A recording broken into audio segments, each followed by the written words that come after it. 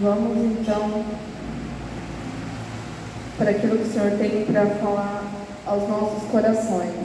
Nós começamos o louvor, pastor, nós cantamos aquele cântico Vem, essa é a hora da adoração, e esse louvor ele nos convida a vir da forma que nós estamos, né? Nem sempre nós estamos animados para vir à casa do Senhor, nem sempre nós estamos felizes.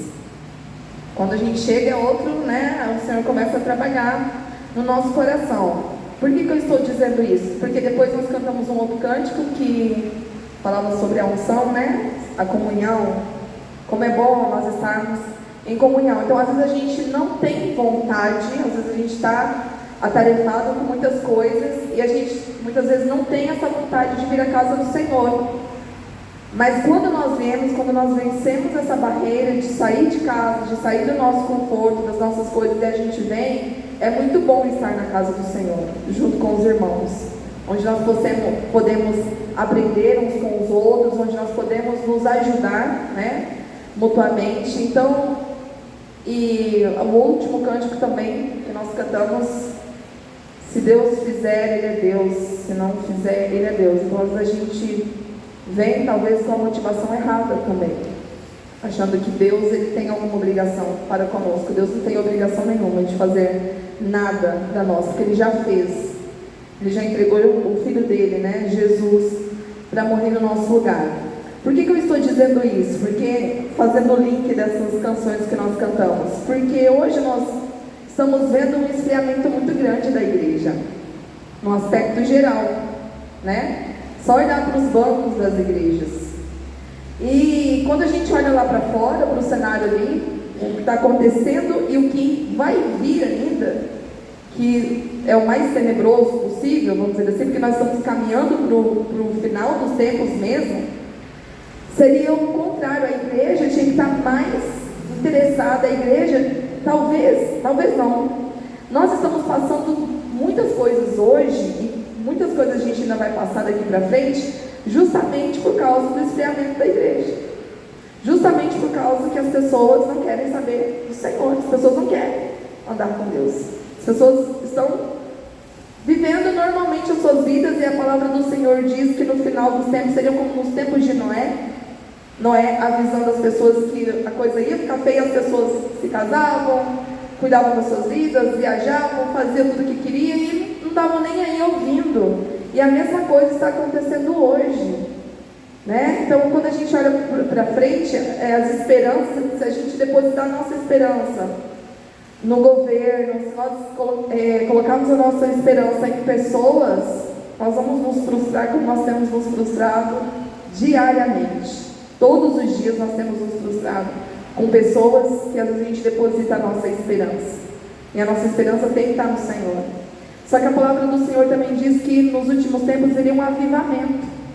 E esse avivamento, às vezes a gente confunde avivamento com algo assim, das pessoas ficarem gritando.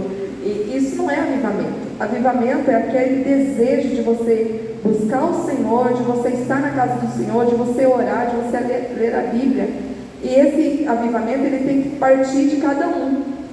Um avivamento individual e depois esse avivamento coletivo. E eu creio nesse avivamento, eu estou esperando esse avivamento no coletivo, né? Porque nós precisamos estar mais fortes, mais unidos. Então nós precisamos orar pela nossa igreja. É isso que eu gostaria de fazer nesse momento, antes de nós irmos para o ensino, né? De nós realmente estarmos rompendo essas barreiras, sabe? Porque o tempo, as coisas estão se abreviando, as coisas estão correndo. E a gente está esperando esse despertar da igreja, cadê? Eu confesso que quando eu olho eu falo, Deus, quando vai ser que dia? Porque as coisas estão se apertando e a gente não vê a reação das pessoas, a gente não vê a reação das pessoas à nossa volta, né? Então estão assim num estado de dormência, sabe? E não acorda. Isso acaba puxando a gente também, né? Se a gente não cuidar, acaba puxando nós também para baixo, porque a gente acaba reparando, a gente acaba cobrando e... Então eu gostaria que você estivesse abaixando sua cabeça e estivesse colocando diante do Senhor. É a igreja do Senhor, não falo só a igreja aqui, Batista em Itatiaia, mas a igreja do Senhor. Para que a igreja se levante, para que a igreja acorde, para que a igreja pregue a palavra, pregue a salvação. Deus, nós queremos, em nome de Jesus, nós já entoamos louvores ao teu santo nome. Nós queremos dizer que o Senhor é o nosso Deus, que nós não podemos fazer nada, que nada somos, ó Deus, sem a tua presença em nossas vidas. Muito obrigada, Senhor, por ter nos resgatado. Muito obrigada, Senhor, por ter primeiro nos dado a vida, depois nos dado a salvação através de Jesus Cristo.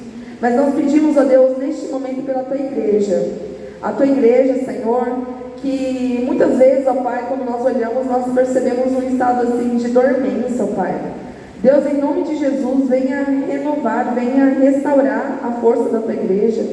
Que os teus filhos, ó Deus, que os teus servos possam se levantar, ó Pai, como um exército nesse tempo. Que possam pregar a tua palavra, que possam, Senhor, vencer as barreiras, ó Deus, do comodismo, daquele estado, ó Deus, ali de mornidão, muitas vezes, ó Pai.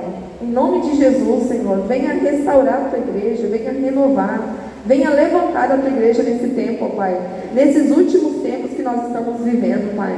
Não deixe que a tua igreja venha se desanimar cada dia mais. Esses que estão aqui, nós louvamos o teu santo nome, porque nós estamos aqui nessa noite, e nós cremos que foi o Senhor que nos trouxe aqui, ó Pai. Então, em nome de Jesus, que os que não vieram, eles possam sentir a tua presença nesse momento, Pai, que eles possam sentir, ó Deus, o Senhor tocando nas suas vidas, nos seus corações, porque eles possam se levantar, meu Pai, em nome de Jesus. Nós colocamos todos em tuas mãos, ó Pai, e cremos que o Senhor vai fazer um mover na vida da tua igreja, Pai. É o que eu te peço em nome de Jesus. Amém. Amém. Mas nós estamos aí, continuamos com a série lá, Graça Transformadora, né? Eu e o Alisson, a gente está aí nesse bate-bola, né? Eu estou para quem não sabe, eu estou nos pares, ele está nos capítulos ímpares. E hoje nós vamos para o capítulo 8. É isso, né, irmão? Você fez o 7, né? Irmão, olha, já pensou se você não falou mesmo? Então hoje nós vamos falar sobre a justificação, tá? Então nós temos, já fica com a sua Bíblia aí, que eu vou pedir para alguns lerem uns textos bíblicos.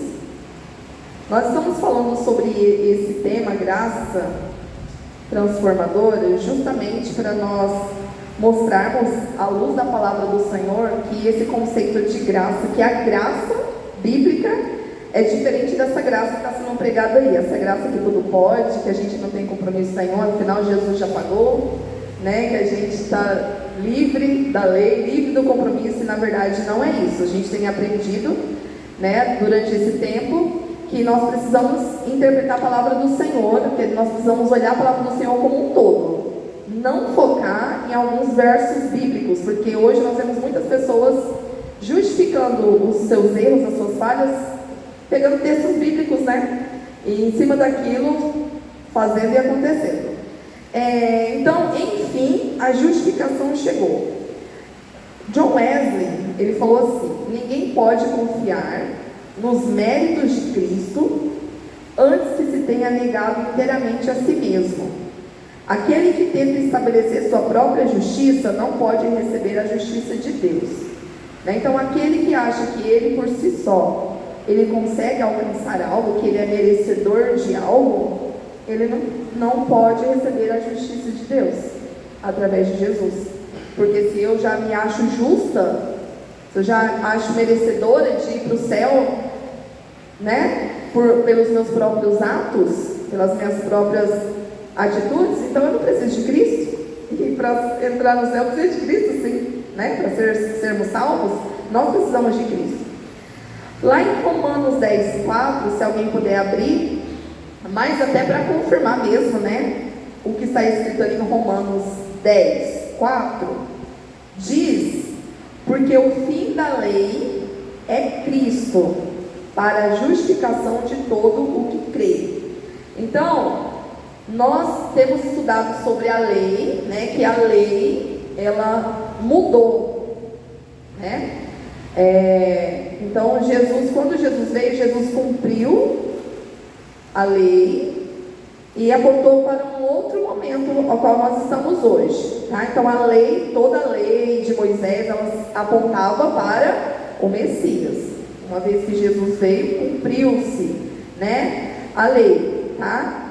Então, a lei, ela finda com a chegada de Cristo, e a justificação é disponibilizada mediante a fé. Então, eu preciso crer, né? Preciso crer que Jesus é o Senhor, que Jesus é o Salvador, que Ele é Filho de Deus. Eu preciso crer para ser justificado, tá?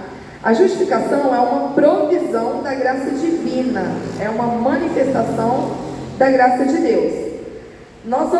Eu vou daqui a pouquinho falar mais, né, sobre a justificação mesmo, assim, para a gente tentar entender, mas enquanto isso eu vou falando de alguns textos bíblicos.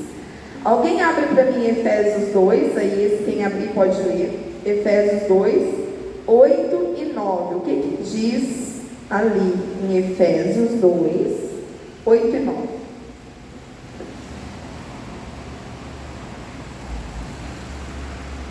Pela graça sois salvos por meio da fé, isso não vem de vós, é de Deus, não vem das obras, para que ninguém se glorie. Né? Então isso aí está mostrando que ninguém vai alcançar a graça de Deus através das suas próprias obras. Inclusive lá, quando a gente viu a lei de Moisés ela serviu não para resolver o problema do pecado, mas para denunciar o pecado, que as pessoas começaram a enxergar que eram pecadoras, que sozinhas elas não conseguiriam alcançar, elas não conseguiriam vencer o pecado. Então, pela graça, nós somos salvos, pela graça de Cristo, nós somos salvos, mediante a fé, e isso não vem de nós, não é por nosso mérito, não é porque a gente cumpre algo, faz algum sacrifício que nós alcançamos a graça de Deus, não, isso é por meio de Jesus, mas eu preciso crer no sacrifício de Jesus. Então, ao olharmos para as Escrituras, fica evidente que ninguém poderia alcançar a salvação pela obediência da lei. Isso nós já aprendemos, já pegamos bem isso, né? Que pela lei, pela observância, pelo cumprimento da lei, ninguém conseguiria. Por quê? Se alguém conseguisse, para quem ia o mérito? Digamos que eu conseguisse. Gente, eu consegui, tá, a salvação porque eu guardei o sábado. Olha, palmas para mim. Eu consegui. Graças ao meu feito. Não, tá? Porque isso não vem de nós, é dom de Deus, é algo dado por Deus, para que nós não nos gloriássemos. O que é se gloriar? Falando na nossa língua, se achar melhor que o outro, né? Já pensou? Cada um ia se achar melhor que o outro, porque cumpriu tal mandamento e aí ia conseguir. E outra, não era um mandamento que tinha que ser cumprido, tinha que ser todos, e ninguém teria condições de cumprir todos os mandamentos. Alguém ia cumprir um e ia descumprir o outro. Então, nada resolvido, né? Outro texto, Romanos 3:20. Quem poderia abrir para mim, fazendo favor? Romanos 3:20.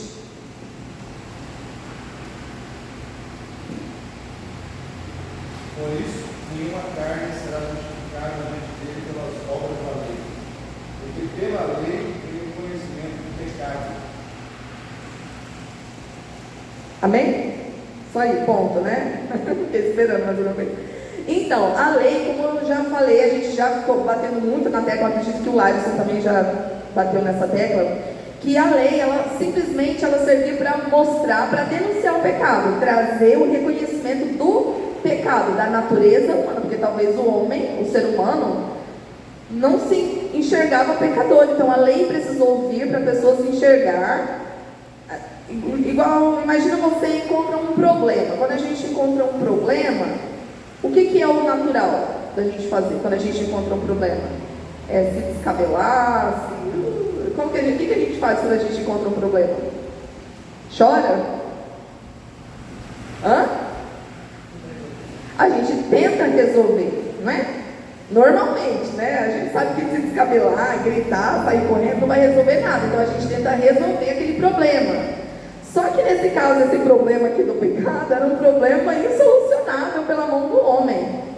Então o homem viu aquele problemão que ele tinha ali, mas não tem como, não dá. Eu não consigo resolver. Então a lei mosaica veio mostrar isso. E trouxe só o conhecimento. Então, assim, você saber de um problema e não ter a solução, vai resolver alguma coisa? Não, você vai surtar, né? Então, a lei, ela trouxe o conhecimento do pecado, trouxe também para o homem olhar para si, ver que ele era pecador e que ele precisava, e tudo apontava para aquele que ia solucionar o problema, que é Jesus, né? Então, o homem não conseguiria, nós somos incapazes de resolver o problema do pecado. Por isso que Deus mandou Jesus. Atos 13, 38 e 39. Quem poderia ler? Vamos lá, vamos ler a Bíblia, irmãos. Não mais o Alisson. O Alisson está proibido, o pastor também. Atos 13, 38 e 39.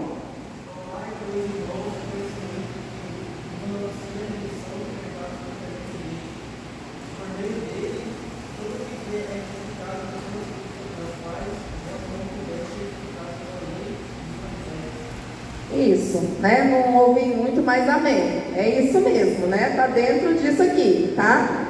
Tudo que a lei não pôde fazer, todo que crê, ele é justificado. Então, a lei não conseguia justificar ninguém. A lei era, sabe aquele remedinho? Está com febre, né? Está com aquela febre, aí você vai lá, toma aquele antitérmico, vai dar uma resolvida ali, mas não vai resolver o problema que a febre está alertando. Então a febre, ela é sinal de saúde, né? Ela é um alerta que o nosso corpo tem algum problema ali. Então a febre vai lá e aponta. Você vai lá, toma um remedinho, a febre abaixa, mas não resolve o problema que está causando aquela febre. A mesma coisa, a lei, ela era aquele remedinho, né? Dava aquela calmadinha assim, mas não resolvia o problema. Então Jesus foi a única solução. Jesus é a única solução, né, para o pecado. Então aquele que crê, ele é justificado, tá?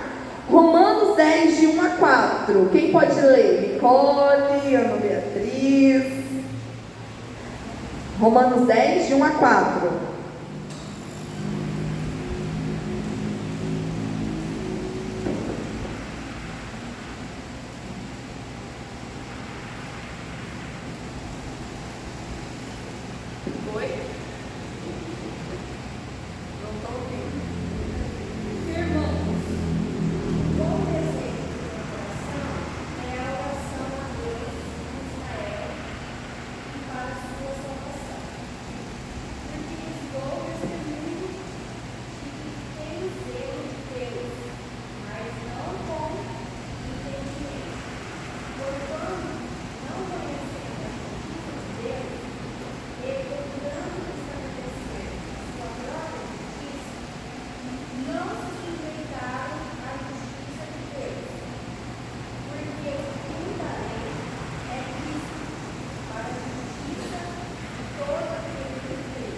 Isso, eu já tinha falado do 4, né?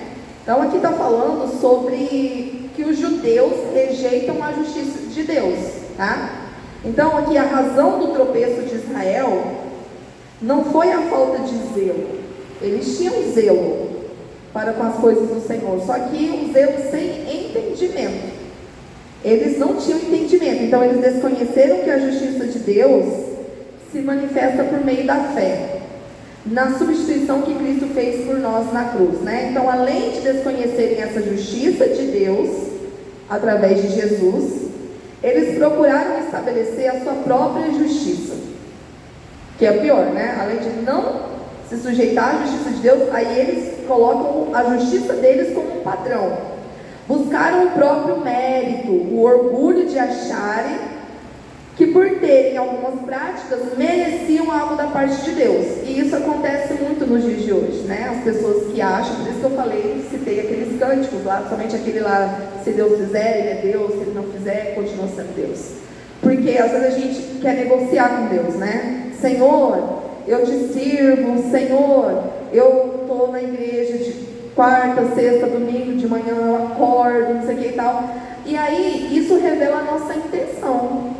Senhor, eu estou no ministério tal, eu não tenho nem tempo direito para a minha vida, porque, olha, estou o tempo inteiro na tua casa, e por que isso está acontecendo comigo?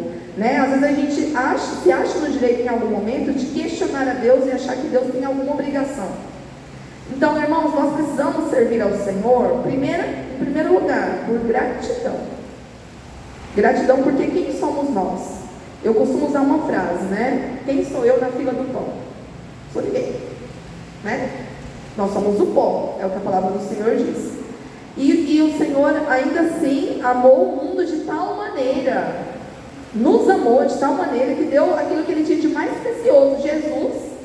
Então, só isso por si só, nós temos algum mérito de ir para o céu? Você tem algum mérito por si de ir para o céu? Eu lembro que uma vez eu falando com os meus alunos, isso lá uns 5 anos atrás, e tinha um aluno meu que ele era muito bom em tudo. Ele era até mais inteligente que a professora, se brincasse. Tinha coisa que ele sabia que eu falei, não. Mas enfim, só que tinha um probleminha, porque é uma criança, né, gente, de o quê? 8, 9 anos. Ele se achava demais. Não era humilde, porque os pais exaltavam, não sei quem mais exaltava, e ele achava que ele tinha que tirar 10 de tudo. Só que a gente não trabalha 10, não é só para quem tira boa nota, você tem vários requisitos para ser um aluno nota 10, né? Se você se acha, você humilha coleguinha, você não merece tirar 10, no comportamento você vai perder alguma coisa. Então eu lembro que para mim foi um desafio naquele ano, porque eu tive que trabalhar muito no coração daquela criança a questão da humildade. Então eu comecei a falar sobre vários tipos de inteligências. E uma das inteligências que eu falei para ele, que eu vi que ele não sabia, eu falei, peguei você não sabia dessa, uma coisa que você não sabia e que eu sei, sobre inteligência emocional. Falei, não adianta você saber tudo sobre ciências gerais, né, matemática, língua portuguesa, se você não sabe lidar com o outro.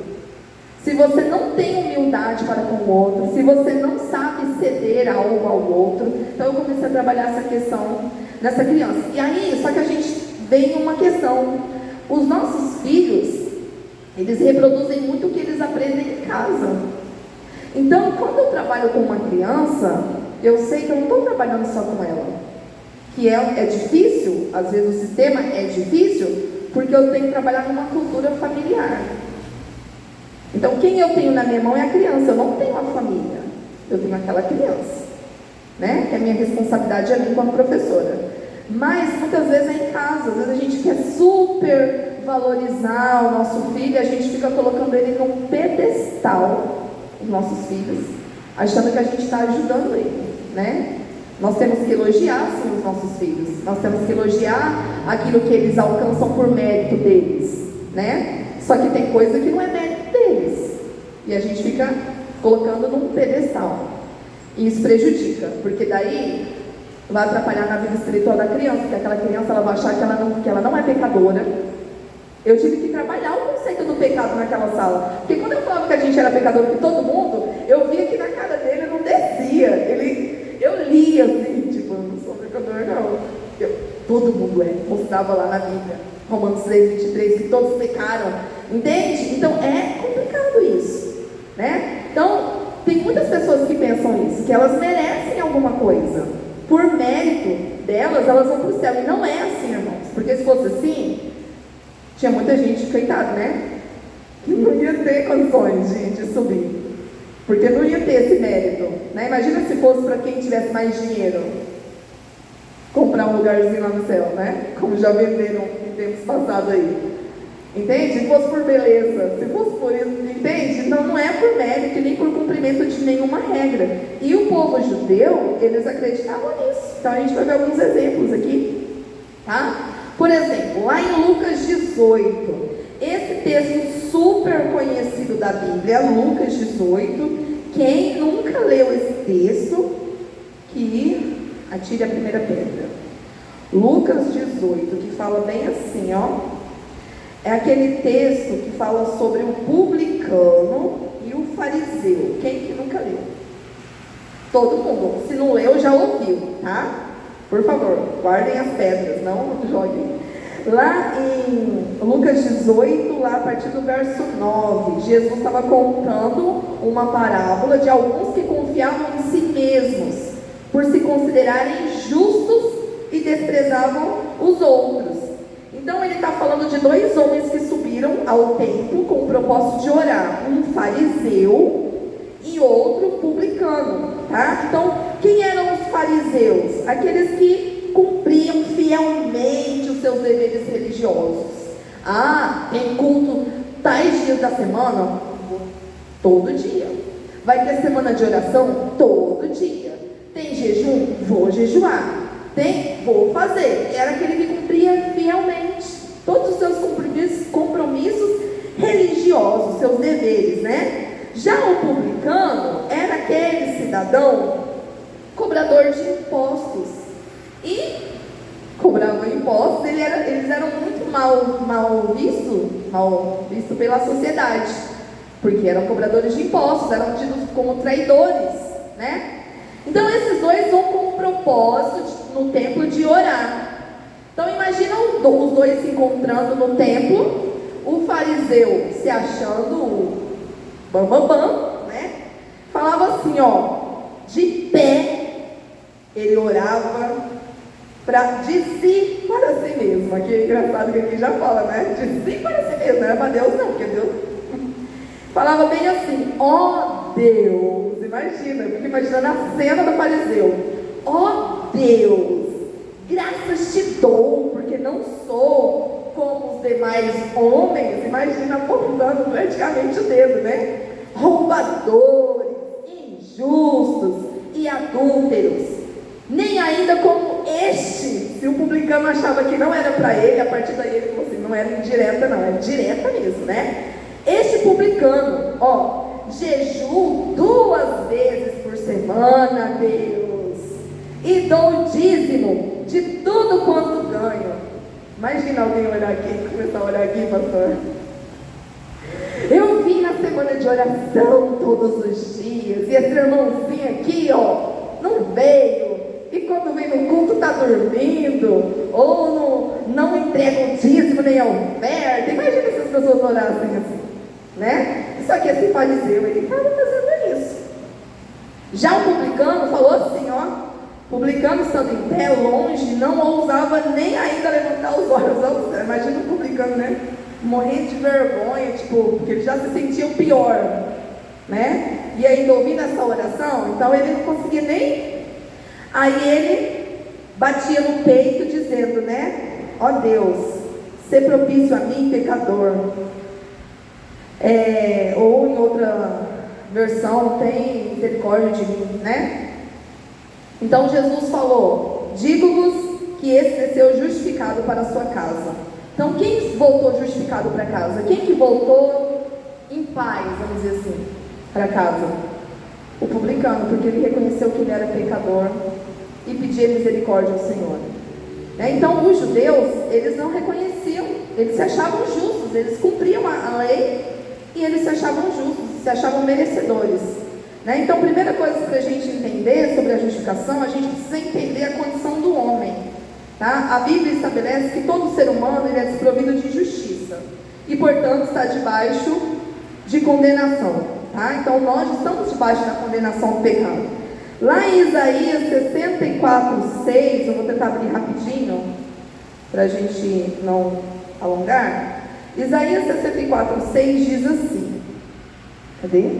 Mas todos nós somos como o imundo, e todas as nossas justiças como o trapo da imundícia. Todos nós murchamos como a folha, e as nossas iniquidades como o vento nos arrebatam. Aqui está falando que nós somos como trapo, as nossas justiças como o trapo da imundícia. Esse trapo da imundícia, alguns dizem, era aquele, sabe aquele um pano que colocavam nos leprosos, enrolavam os leprosos? Então quando tira aquele pano, vou trocar o curativo, vamos pensar no curativo, né? Você vai lá trocar um curativo, você usa aquele negócio lá para fazer mais vamos usar esse negócio aqui para limpar alguma coisa? Ninguém usa. Então está comparando a nossa justiça com aquele negócio imundo ali, que não serve para mais nada, que é podre, que é isso. A nossa justiça é como isso, né? Lá em Romanos 3:9, a gente fica aqui, tá gente? Velho e novo, Porque, como nós já aprendemos também, que a Bíblia ela se completa, tá? Romanos 3:9 é um texto também conhecido, eu acho. Peraí que eu estou aqui em Atos, perdido aqui em Atos. Romanos 3:9. Romanos 3:9. Que se conclui: temos nós qualquer vantagem? Não, de forma nenhuma. Pois já temos demonstrado que todos, tanto judeus como gregos, estão debaixo do pecado. Aí ele segue, né? Como está escrito, não há justo nenhum sequer. Não há quem entenda, não há quem busque a Deus. Todos se extraviaram a uma, se fizeram inúteis. Não há quem faça o bem, não há nenhum sequer, né? Então aqui, a condição do homem é o quê? Condição de pecadores. Essa é a nossa condição, tá? Então o primeiro ponto é isso. Para nós alcançarmos a justificação, é a gente reconhecer que nós somos pecadores. É o reconhecimento do homem como pecador. Enquanto eu não reconhecer que sou pecador, que eu preciso de Jesus, não tem como eu ser justificado. Como que Jesus vai me justificar de algo que eu não acho que mereço? Que mereço não, que preciso, né? Merecer a gente não merece mesmo, tá? Então, em busca da redenção, esse é o primeiro passo, reconhecer que é pecador, que é o arrependimento, né, irmãos? Arrependimento é aquilo que João Batista pregava antes de Jesus, né? Quando João Batista veio como precursor de Jesus, ele disse, né, arrependam-se, é chegado o reino de Deus, né? Então a gente precisa se arrepender. O que Deus fez, né? Lá em 1 Coríntios 6, de 9 a 11. Nicole, você pode abrir, fazendo favor? 1 Coríntios 6, de 9 a 11. O que diz lá?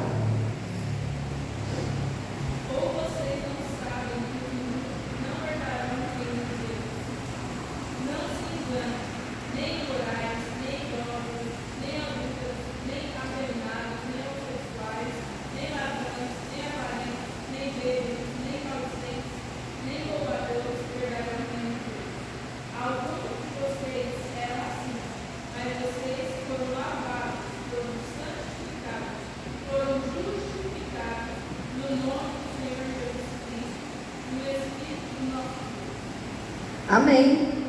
Então a Bíblia está dizendo aí, ó, embora ela esteja dizendo que os injustos, quem é injusto aqui? Todos nós, né? Os injustos não herdarão o reino de Deus. Ela nos mostra uma justificação e nós podemos experimentar no nome de Jesus. Então, apesar de nós, né, de termos vivido uma vida de injustiça, quando nós reconhecemos que somos pecadores, nós podemos experimentar essa justificação, essa obra, né, da justificação de Jesus nas nossas vidas, tá? Lá em 1 Coríntios 5:21, mostra lá que Jesus ele foi julgado em nosso lugar. Jesus ele sofreu o castigo que nós deveríamos receber. Ele que nunca pecou foi feito pecado em nosso lugar, para que nós que não éramos justos recebemos a justiça dele, a justiça de Deus. Quem é justo, irmãos? Quem é justo? Isso, fala sem medo, vai. Fala, corre pro abraço. Deus, irmãos, né? Deus é justo. Quando a gente fala de justiça, é Deus.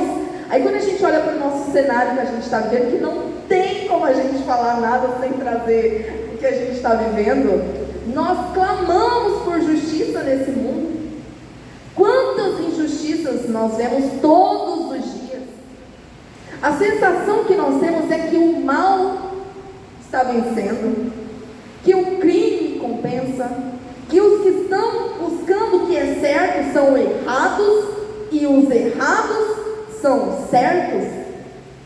Nós estamos vivendo o ápice da injustiça do mundo, né? E aí, quem é justo? É Deus.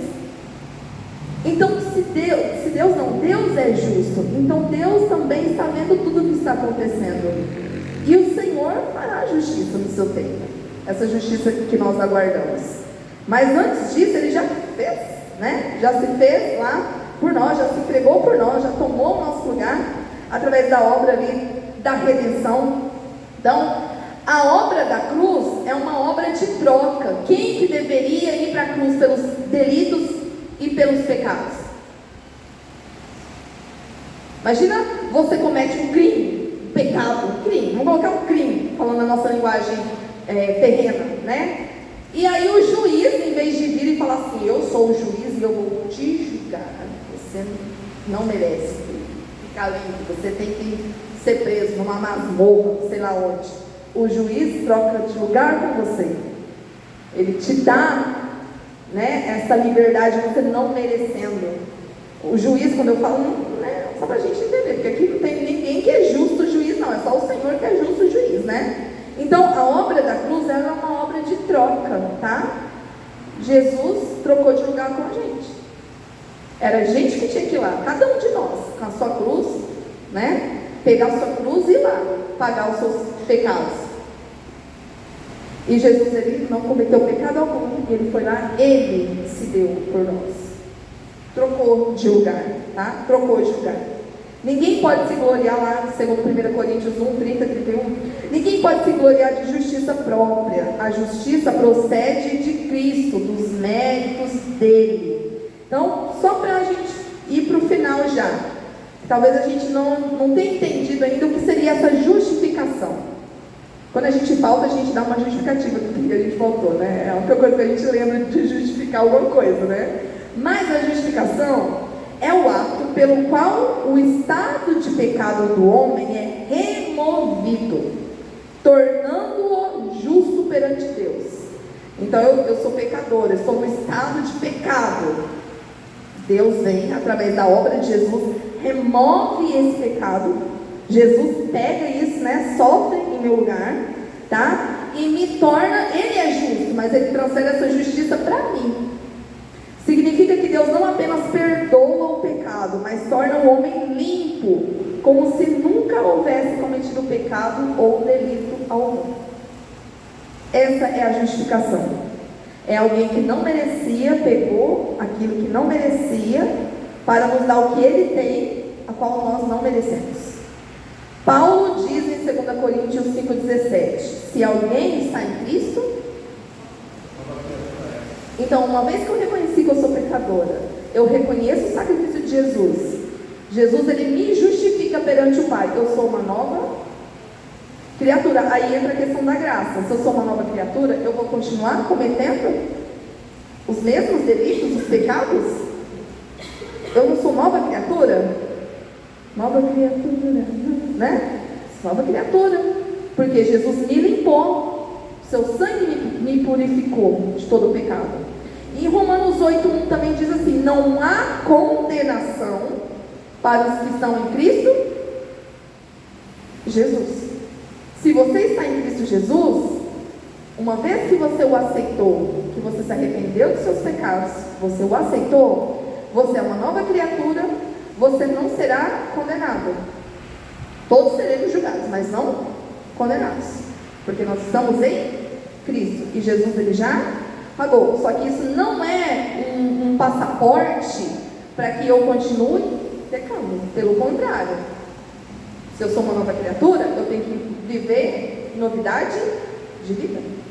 Então, é isso, tá? Que Deus seja louvado por tão grande justificação, por tão grande redenção, que nós não merecemos. Então, vamos guardar isso no nosso coração. Nós não merecemos, mas a graça de Deus, ela nos alcançou através de Jesus, e por meio de Jesus nós somos salvos, né? Pela graça, mediante a fé, nós somos salvos, não por nós, não por nosso mérito, porque nós não temos condições, mas por causa de Cristo.